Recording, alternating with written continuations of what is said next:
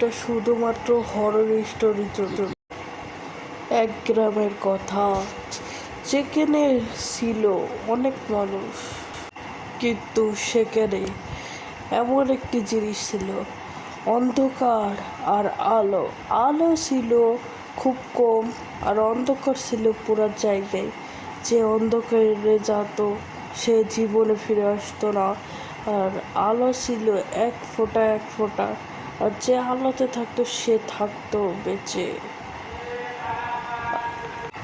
রিমির বাবা মোতায়েব একদিন অন্ধকারের ওই দিক থেকে লুকাতে লুকাতে আলোর থেকে যাচ্ছিল শহরে কাজের জন্য।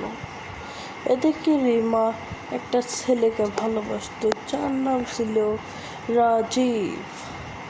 আর সেই ছেলেটার সাথে সে ঘোরাফেরা করতো, আইসক্রিম খাইতো, অনেক কিছু করিত। কিন্তু রিমা এর সাথে থাকতে থাকতে ভালো লাগতো না, আর এর আরেকটা বয়ফ্রেন্ড দরকার ছিল।